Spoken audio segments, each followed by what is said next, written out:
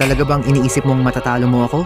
Ikaw, isang simpleng maliit na bata. Nakikipag-away ka ba sa babae? Sonic, pindutin ang like para maparusahan siya. Sigurado akong di mo na kami pagtatawanan, tikman mo yan. Anong ginagawa mo sa akin ngayon? Diyos ko, babae na ako, ang weird ng pakiramdam.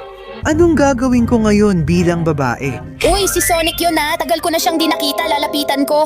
Kate, sorry na pagkamalan kitang kaibigan ko. Ang ganda mo pala, alam mo ba yun? Oh, siguro alam ko na rin. Ang weird lang talaga. May bagong babae sa kapitbahayan. Hindi ko hahayaang maagaw mo si Sonic sa akin. Oy, ikaw, Sonic ay akin, kaya mas mabuti pang umalis ka na rito. Ha? Pero si Sonic, ibig sabihin, wala naman akong ginawa. Ibig sabihin, Kumusta, Bella Dama? Pwede ba tayong sumayaw sa ilalim ng ilaw ng poste?